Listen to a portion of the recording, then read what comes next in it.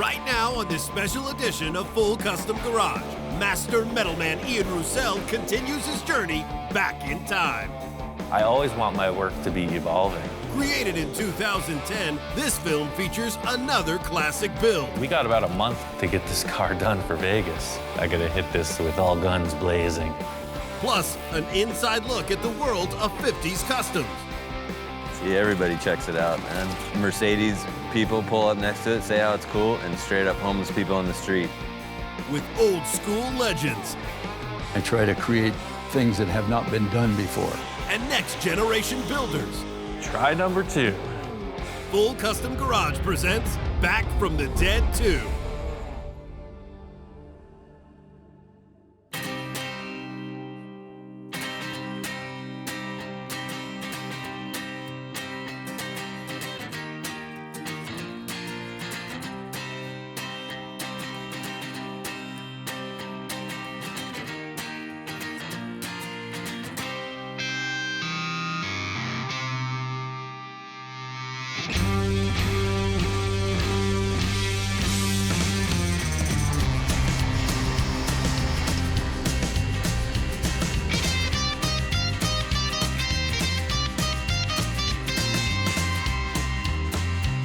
Some people might say, well, the engine is the most important, but to me that is not.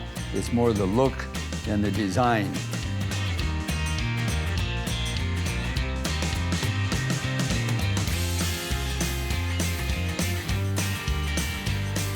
Everything I do with all of my cars is old stuff. I just don't dig ordering stuff from catalogs. I like to build everything myself.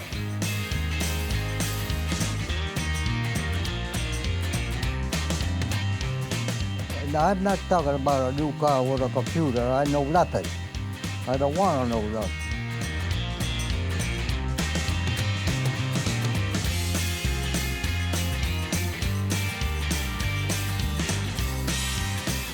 A couple of people has asked me, where did you get this car? Where did you find this car? You tell them, oh, we did it.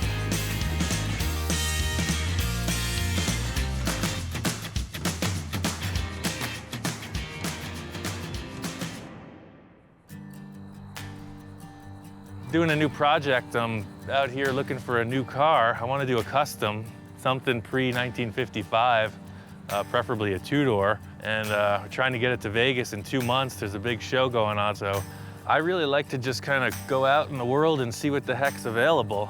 I mean, I don't have my sights set on anything specifically, just kind of hunting around looking for something to start on and try to strike a good deal. Talk about an oddball. I've never seen one. I mean, it's not really like a custom, but if you laid this thing on the ground and just made it a total driver, this thing would steal the show. This thing is huge. It's not really the look I'm going for. This car's got potential, but it's not the one. This is more what I'm talking about. Another DeSoto, 40-something, 41, who knows? It's like cool features on all these different cars, but I don't know, I'm just not feeling it. I've been looking all around for a few days now. I've hit up like 5 different spots, and when I see it, I'm gonna know it. I'm just not finding it right here. My friend Roman, he's got a line on this 54 Chevy. It's over at his buddy's house, so I think we're gonna check it out.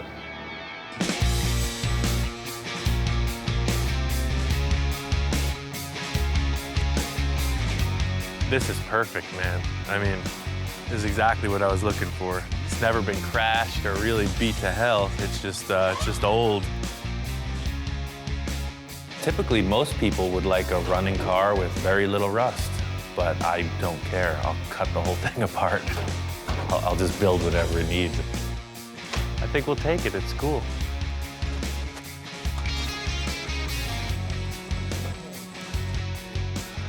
Thank you. On the 54, everything mechanically is junk, so I need to find a car that I can pull all the new stuff out. It's all the way in the back. Yeah, all the way by that dumpster. What I'm looking to do is update the drivetrain. This Skylark is a perfect example because it has late model 350 V8. It's got power steering, power brake. I can gut everything I need out of this thing and put it into the new car. Thank you, Gus. Okay, I appreciate it.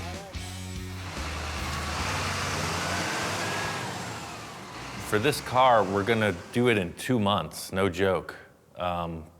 We're just gonna hustle it out. There's no other way. I gotta hit this with all guns blazing. So my friends Roman and Trent are gonna help me out. The only thing I wanted to save from the 54 was the 2 pieces of glass, front and rear windows, and the body skin. We just got rid of everything. What I'm looking to do is update the drivetrain. It's typical to subframe a car, so that's what I'm gonna do with this. Big mama, shake it like you really can. Hot time, wish I sure could be your man. Hot time, living in your neighborhood. Supper time, baby, you be looking good.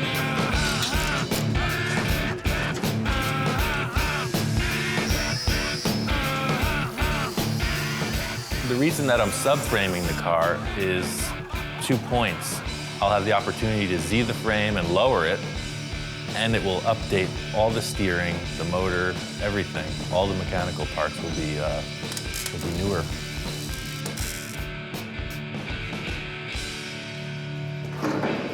Yeah, it's cool. Now all that's left to do is everything. Let's see, I got 1, 2, 3, 4, 5, 6, 7, 8, 9, 10, 11, 12. I got 12 projects going on right now.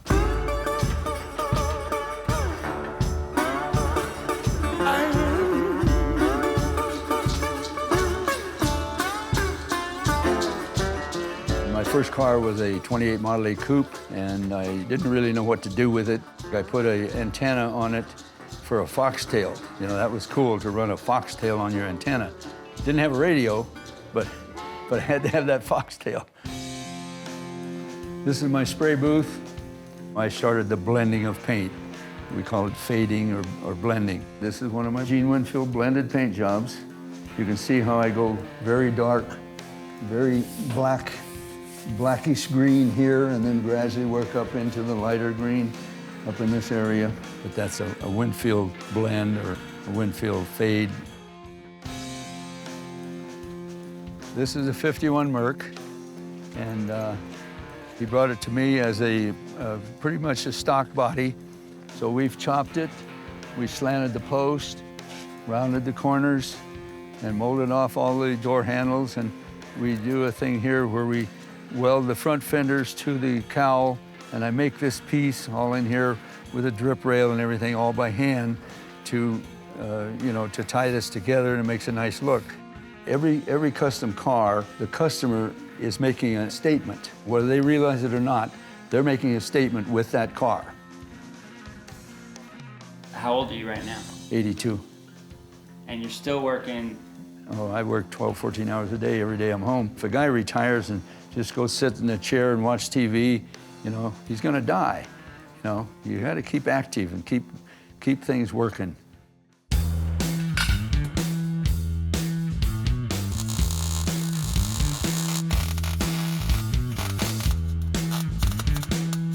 You can see here the old leaf spring used to mount right here.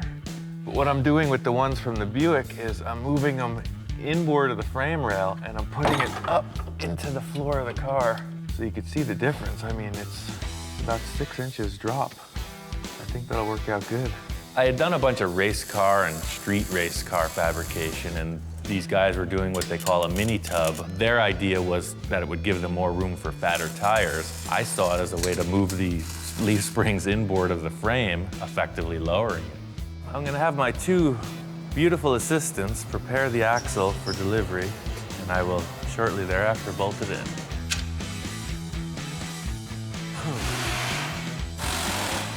I came up with this idea for the rear leaf spring perches. I'm gonna put 2 crossovers, 1.5 inch tube across the frame, and the springs will actually locate between them on these cross braces.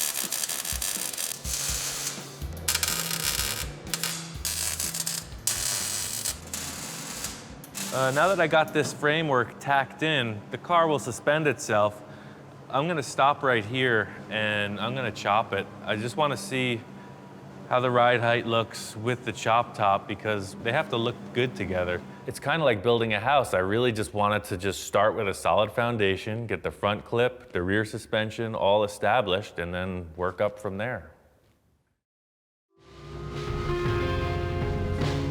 In the early 50s, when customizing was probably not fully mainstream, George Barris was the one that promoted it and made it mainstream. When Barris moved from the Compton Avenue shop to Linwood, he had both of these buildings, this building and the building next door. This was a note he sent when I called him and told him that I rented this building and what the whole plan was and stuff. This letter came in the mail like a couple days later. When I was in high school, there was a Rod and Custom magazine that came out that had an article on Barris, the early years. And I showed this to my friend and said, hey, you know, how cool would it be to work there? In the early 50s, this was the parking lot. That's what this wall is here. You would be standing pretty much where this Lincoln like bumper is. Ideally, it'd be neat to have this shop to where people could come and see what's being done, and it really feels like you just walk back in time.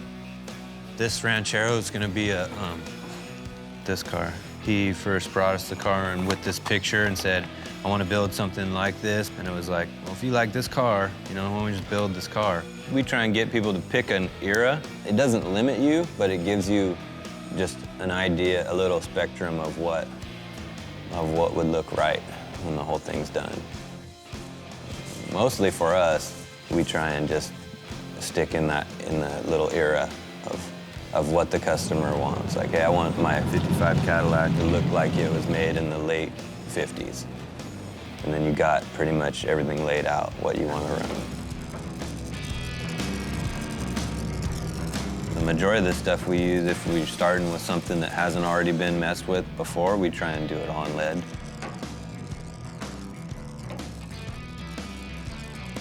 We don't have a lot of modern tools and stuff.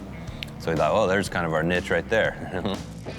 It would be neat to have only old stuff, you know, to use all old tools that are twice as old as you are.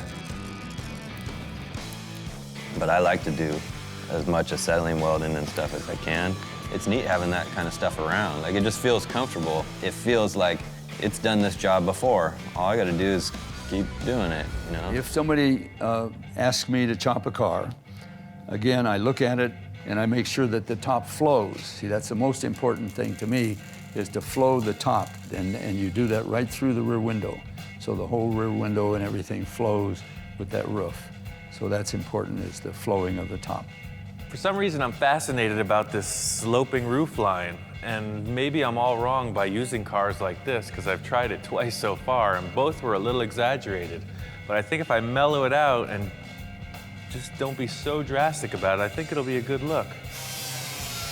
I'm not doing anything like, oh, 3-inch chop in the back, 2-inch in the front, or whatever. It's not gonna be like that. I'm just gonna cut the roof off and see how it looks. The most challenging part of chopping a top is the glass. You have to build the top around what you're doing with the glass. I didn't like the B-pillar, so I just came up with this idea to tilt the roof back and just refit the whole back window skin. It's kind of that moment of truth. Everything's cut out. I just got to figure out exactly where I want to cut the windshield pillar to tilt this thing down. One of the concerns I have is the trim. As it comes through, it follows a nice smooth line. So if I pivot it here, then the trim will come up. Unless I cut it just above the trim line and then just lay the windshield down, pivot it right here, then they'll come up a little bit. I think that's what I'm gonna do. So I decided I wanted to just keep the stock size front and rear window. I don't want any of my cars to look really mellow. I want them to look kind of freaky, kind of different. I think by leaving the stock height front glass and just sloping it, it'll give it a cool look. I think I nailed it. I don't know what to say besides that. It's gonna work perfectly. I got it. It's cut, it's down, that's the line. Still kind of developing maybe what this signature flavor might be, but I always want my work to be evolving.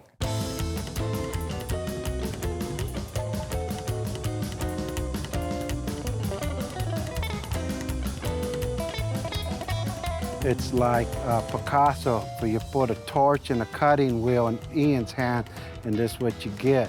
You find a Picasso in the garage, I got a Ian Roselle in my garage. I'd say Victor's been my greatest supporter out of anyone since I've opened the shop. I couldn't find anybody that could bring my thoughts into reality till I met Ian.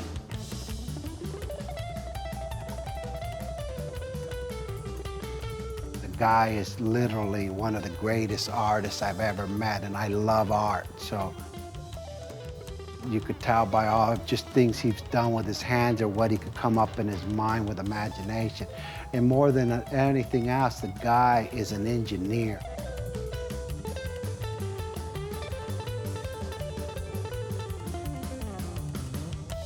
Well, the best thing about the way we work together is it's his vision, and he just lets me run with it. He comes in and critiques it, and it's really just it's a great exchange.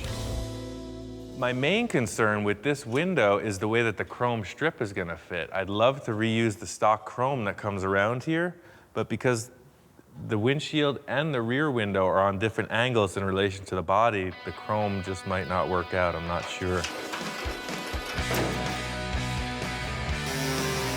Keep using the word convincing in a lot of the stuff I've been building lately because that's what separates the guys who know what they're doing from the guys who don't. You see a little mismatch in the way the trim's gonna fit and it's not convincing.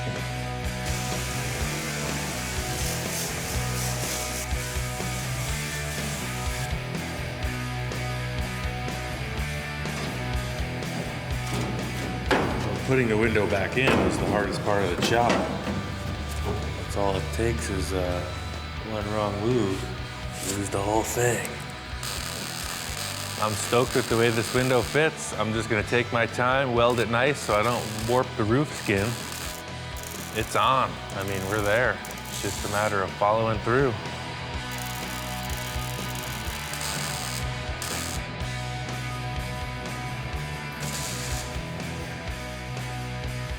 I wanna make sure that these guys fit before we get any further into this. Yeah, that's cool. Just trying to verify whether or not this roof skin distorted with the pillars, but it's cool, it's right on. We got about a month to get this car done for Vegas. I think we got it.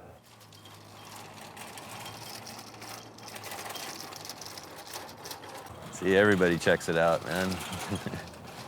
It's funny because like even Mercedes people pull up next to it, say how it's cool, and straight up homeless people on the street think it's cool. People just enjoy seeing it. Or to see somebody that probably ain't got the best deal going, but to see him walk by and smile about it is cool, you know? It's a 51 Chevy Fleetline that's been chopped, the side trim's been removed, the door handles, the headlights are French, the emblem off the hood and trunk are removed, and the taillights are moved down into the bumper guards. I drove it stock, you know, just as it was when I was working with George Barris, and I told him I want to do custom work. He kind of shrugged it off like there was no money in it, and, you know, I should stick with him, and we'll do, you know, movie and TV stuff and car shows and things like that. You know, I don't really care about what it pays or whatever, you know, it's what I wanted to do. And so that's when he said to go work with Bill.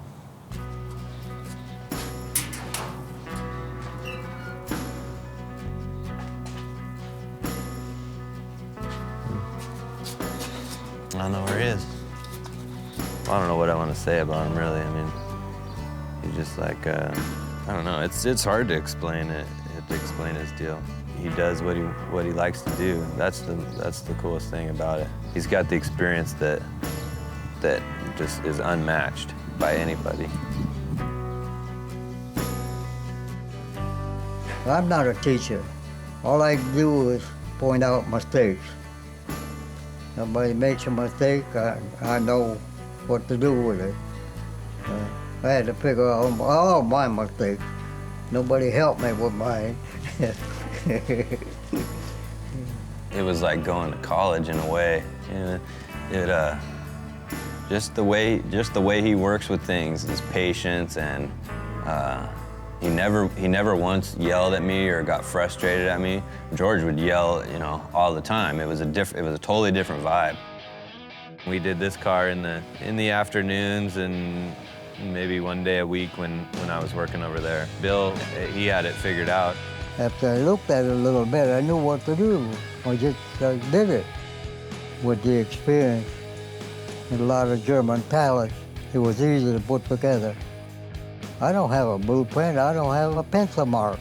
It all comes out of my head.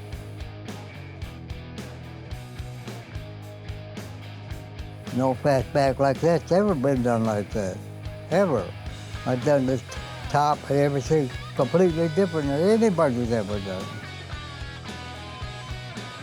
The first car we chopped in here, I brought Bill over to look at it, you know, and he looks at it and he studies it all over and he goes, yeah, it looks like I did it. He takes pride in his own stuff, and for him to say it looks like he did it, that's the best compliment you're gonna get out of him.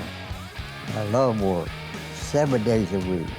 I guess that's why I'm 88 years old. I wasn't afraid of it.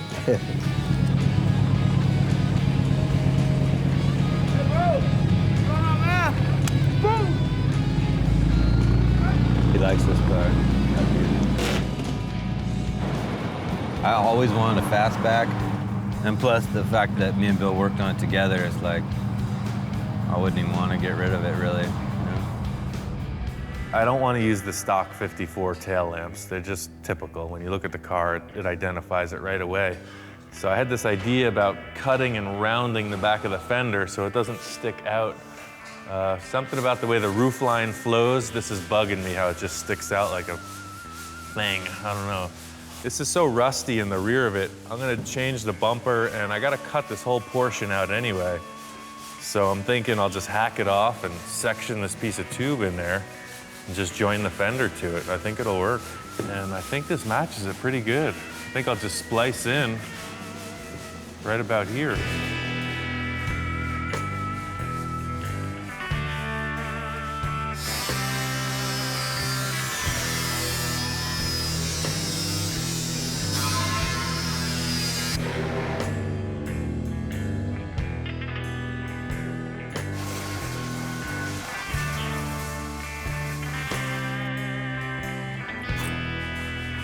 I don't even see a reason to take the rest of the tube off. I was thinking about cutting it in half, but why? I'll just lap the sheet metal to it, and I mean, that's freaking strong.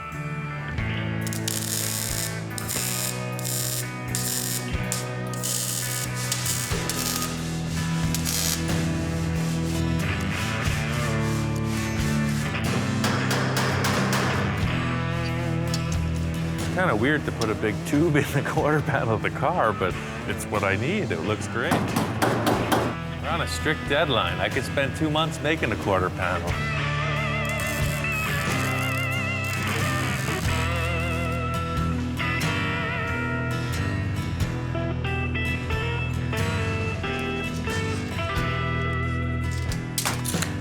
It's just going to be a piece of sheet metal. I'll form it to the contour of the body.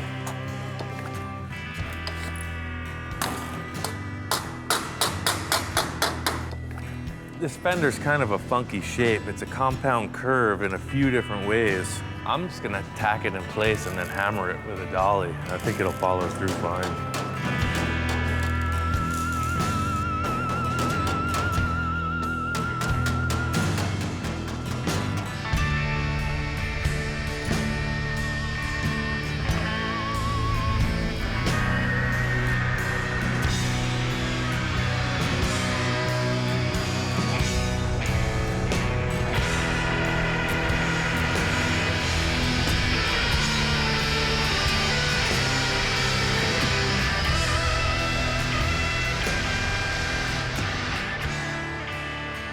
This is a really complex shape, and to form it freehand with the shrinker and hammering and all the other crap you got to get involved with, it would have been a lot of work. And by clamping it and welding it and hammering it as I went, it worked out good.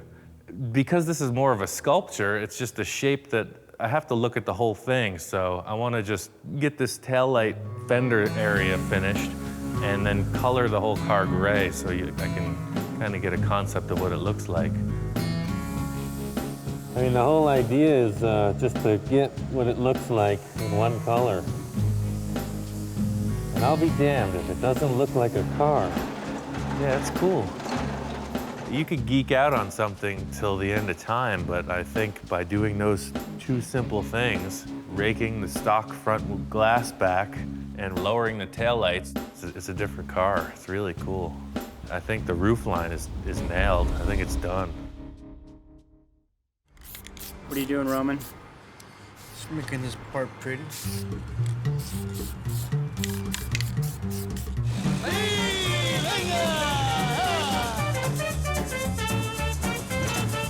We're in San Fernando. Basically, right now, what we're doing is we're gonna go meet up with the rest of the homies to go to cruise night every Wednesday down here in the valley. My background with cars started off when I was a little kid where I used to live. Like I said, every Friday, you see the Broms just ripping their pipes and with all the nice hyenas and everything. It looks nice. That's basically, I got stuck in that little moment. And my style would be, most people consider it Chicano style. I don't like to modify anything at all on my cars. I like to keep it stock. He just came here one day, said he wanted to learn. He's learned some and he's taught me some too. He has different points of views when it comes to cars, and I have mine. We balance each other out. I'm starting to become bilingual, learning Spanglish. I know a couple things about low riding. And in his own respect, he's a badass. He knows what he's doing. I would consider myself a traditionalist, but I'm not stuck to that boundary like, oh, this is what I am, this is what I'm gonna do for the rest of my life. Nah, because if you do that, it gets boring. I like to see new things, try new things, and hear the feedback from people, what they say. If they don't like it, then that's too bad, it's my car. If they like it, well, it's for sale. You never know.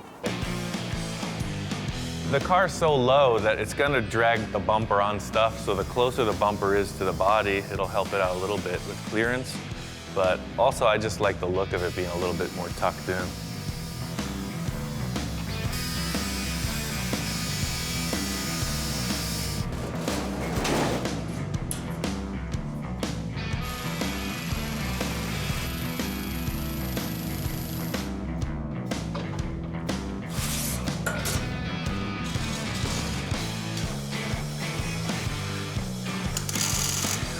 Welded on the rear pan, so I'm just trying to get a placement for the notches for the bumper bracket to come through. I made the pan lower than the brackets just for aesthetics, just so when you look at it, it looks a little bit cleaner.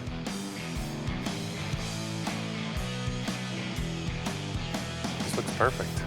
I'll take it. Yeah, that's pretty much what I was looking for. That's cool. What do you think? Yep, you can't even tell what we did. I keep reiterating, it's easy. Making a car like this is just, you know, I want to make something crazy. This is just time. It looks great. It's just not my greatest vision. I like conjoined twins, three-legged dogs.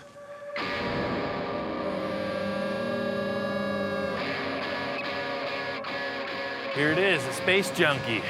5 years of toil. It's a 1931 Chevy. I call it the Space Junkie. We just won Best of Show at this show here at the Hard Rock.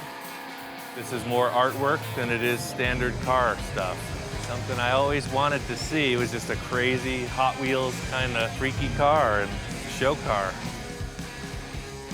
It's got a sliding sunroof. It's got airbag suspension, 20-inch rims with wood spinners. I mean, nobody's got this. It's its own thing. It's brand new. I built the Space Junkie because I just wanted to go crazy. I wanted to make it a wild thing, that's all. It had no parameters. This dude's leg was fully ripped off. This whole fucking leg was just hanging off. It was just a bone and like muscles. And Mike was like, hey, there's this cat in the backyard. Like, it got ran over or something. It's like about to die. I was like, all right, well, let me give it like its last meal, you know? And I grabbed its foot like this, and it didn't like squirm or anything. And so before we went to Kansas last year, we cut all the meat and off it and made like a splint out of like stir sticks and taped it all up and made this cone out of like a Taco Bell cup and fully glued it back together. And now she cruises. When I look at a grill or an opening for a grill in a car, what I do is I study it for a while, and then I come up with maybe some rough sketches, and I try to create things that have not been done before. Roman said he had this idea about using multiple bumper guards for the grill teeth. It just seemed like a cool idea. Knowing how to cast aluminum parts, I decided let's go for it. It's pretty cool looking.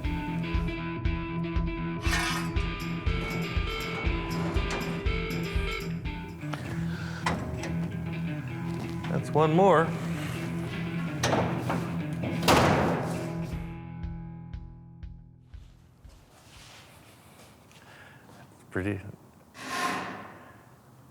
It's pretty weird. Hey, Roman. Oh, brisket's not done yet. Looks like tomato. Nah, tomato was different. We're about 2 weeks out at this point, and there's a ton of stuff to do. I took the rear taillights out, so I want to put them in the rear bumper guards. I found these cool little lenses at the trucker's mart. The problem I was having is they're just sitting there. They needed a way to be retained, held in place. What I came up with was I was thinking, what's super lightweight, aesthetically appropriate? So I was looking at a regular soda can and this lens. They're the same size.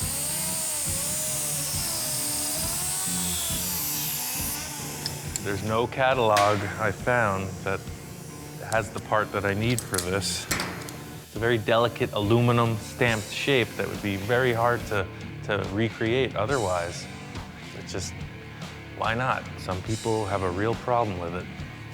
As of late, in mainstream custom culture car building, those two things, using junk and building cars, are at complete opposite polarities. But none of those guys are gonna have a trim ring like this, I guarantee you. Most of the people who have responded to the work that I do really dig the fact that I just take stuff and manipulate it to achieve my goals. Come on, that's freaking golden. We're about a week out, and I gotta call in all the help I can. It's time to get this thing nailed.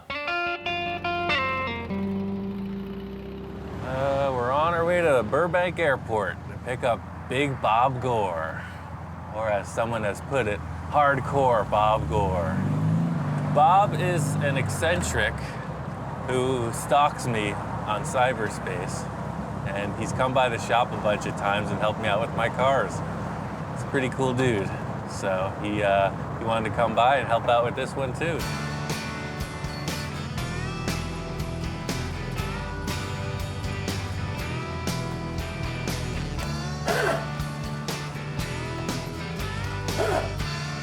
Hop on in. One thing's for sure is I'm going to be like the happiest guy in the world for the next couple of weeks, and there's just nothing, no way around it. That's just a guaranteed fact. I consider him one of my best friends, man. This is an opportunity of a lifetime. What I do for a living is I restore cars, I fabricate metal.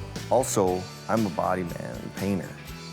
Bob's my friend from out in Wisconsin. He saw the first DVD and it just thrilled him. So we just kind of got to know each other over the phone, and he's come out a couple times to help me work on my cars. It's a good thing. My claim of being Ian's biggest fan is the fact that I drive my family crazy because pretty much just about every day, you know, at the end of the evening, I throw in the video. Sometimes you need something to inspire you. I asked Bob to come over and paint the car, because that's what he does. He's just down for the cause. It's awesome. I think you could say it's a lowrider-inspired car, no question. And what I saw with those cars was a lot of simple paint work done, but people just went crazy on the roofs. And I kind of dig it. It's like wearing a fancy hat or something. The idea of having a finished roof on a car that was in primer doesn't work for me. I think it's the wrong choice because it's almost like wearing one shoe on one foot and going barefoot on the other. Michelangelo painted the Sistine Chapel. The Pope was telling him how to paint it, when in all actuality he knew that Michelangelo knew that it should be this way. So that's me, man. I'm in that position. Yep, you're the Pope and I'm Michelangelo. I didn't see what he was seeing. I felt it was the wrong way to go. I'm used to painting a whole car at once, not just one section of it. And we'll get used to it, man. This isn't a dealership. We had a disagreement about how the car should be painted. The bottom line is we need to get through this paint job so we can finish the rest. So I just let him go with it. It was the first time he and I ever butted heads. It's frustrating in this time frame was psycho. I mean, it's crazy, especially if you want perfection.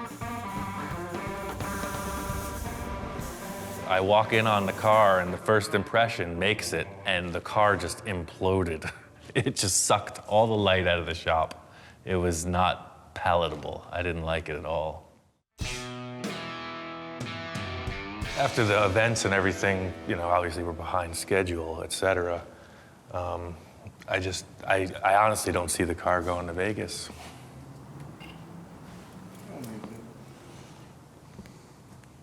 No, I mean, we're not going to take it. Oh. It's going to take a lot more time to finish everything.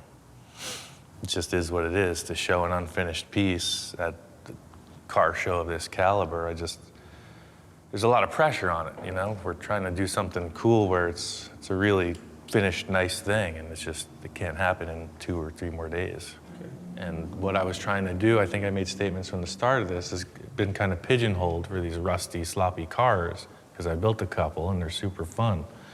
But the most criticism that I've gotten so far is that, you know, the rat rods, everything that I've done, and it's just not the case. And, you know, with the other car that I've done, the past 2 cars have been finished and nice. And I just want this one to represent, you know, a better level of finish.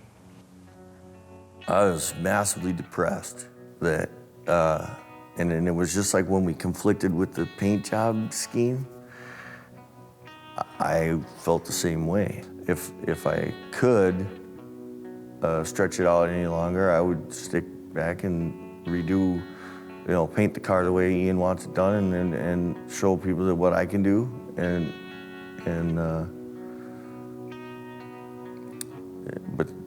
but we couldn't. I guess I'm just at a little loss for words. It's, you know, it's pretty much a bummer. I mean, it really freaking pains me to call it off. You know, everybody was hoping for it. Everybody was planning on it, you know. It's my call, and, you know, I gotta kind of bust these guys' bubble. I don't know, man, that's the stark reality of things. People like to make this out to be rock star stuff, but it's really not. Bottom line is, this is my mark. And I'm not gonna do it halfway. It's gotta be right, and I don't care how much effort it takes. It ain't done till I say it's done.